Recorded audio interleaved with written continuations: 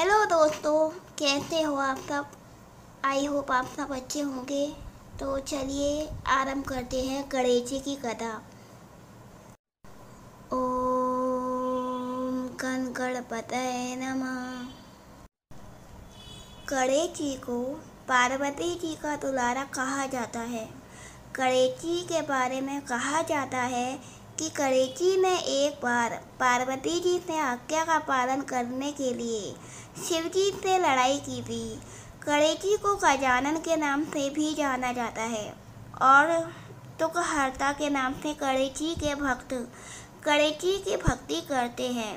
गणेश चतुर्थी के पावन अवसर पर गणेश जी के भक्त पूरे विश्वास के साथ गणेश जी की आराधना करते हैं और साथ ही गणेश जी के विसर्जन के समय यही कामना करते हैं कि वो हर साल गणेश चतुर्थी को पूरा विश्वास के साथ मनाएं। एक बार महादेव जी पार्वती सहित नर्मदा के तट पर गए। वहाँ एक सुंदर स्थान पर पार्वती जी ने महादेव जी के साथ चौपड़ खेलने की इच्छा व्यक्त की। तब शिव जी ने कहा, हमारी हार जीत का साक्षी कौन होगा।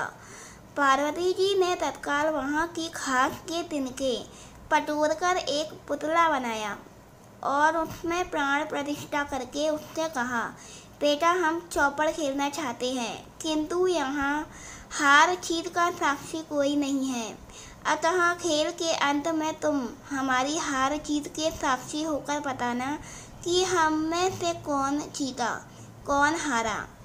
खेल आरंभ हुआ।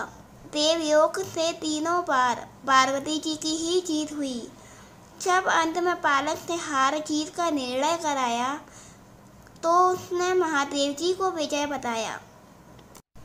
परिणामतः पार्वती जी ने क्रोध होकर उसे एक पांव से लंगड़ा होने और वहाँ के कीचड़ में पड़ा रहकर दुख भोगने का श्राप दे दिया। बालक ने विनम्रता पूर्वक कहा, माँ मुझसे अज्ञानवश ऐसा हो गया है, मैंने किसी कुटिलता या क्लेश के कारण ऐसा नहीं किया, मुझे क्षमा करें तथा शाप से मुक्ति का उपाय बताएं। तब ममता रूपी माँ को उस पर दया आ गई और वो बोली, यहाँ नाग कन्याएं गणेश पूजन करने आएंगी, उनके उपदेश से तुम गणेश व्रत करके मुझे प्राप्त करोगे। इतना कहकर वह कैलाश पर्वत चली गई। एक वर्ष बाद वहाँ श्रावण में नाग कन्याएं गणेश पूजन के लिए आईं। नाग कन्याओं ने गणेश व्रत करके उस बालक को भी व्रत की विधि बताई। तत्पश्चात बालक ने 12 दिन तक श्री गणेश जी का व्रत किया। तब गणेश जी ने उसे दर्शन देकर कहा, मैं तुम्हारे व्रत से प्रसन्न हूँ, मनोवांछित फल मांगो। बालक बोला, भगवान मेरे पाँव में इतनी शक्ति दे दो कि मैं कैलाश पर्वत पर अपने माता पिता के पास पहुँच सकूँ और वह मुझ पर प्रसन्न हो जाएं। गणेश जी तथास्तु कहकर अंतर्धान हो गए। बालक भगवान शिव जी के चरणों में पहुंच गया। शिव जी ने उससे वहां तक पहुंचने के साधन के बारे में पूछा। तब बालक ने सारी कथा शिव जी को सुना दी। उधर उसी दिन से अप्रसन्न होकर पार्वती जी ने शिव जी से भी विमुख हो गई थी।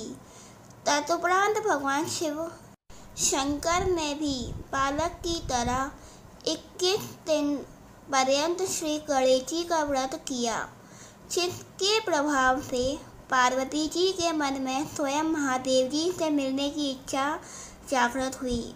वह शीघ्र ही कैलाश पर्वत पर आ पहुंची। वहां पहुंचकर पार्वती जी ने शिव जी से पूछा, भगवान आपने ऐसा कौन सा उपाय किया जिसके फल स्वरूप मैं आपके पास भागी भागी आ गई हूँ। शिव जी ने गणेश व्रत का इतिहास उनसे कह दिया। तब पार्वती जी ने अपने पुत्र कार्तिकेय से मिलने की इच्छा से 21 दिन पर्यंत 21 की संख्या में दुर्वा पुष्प तथा लड्डुओं से गणेश जी का पूजन किया।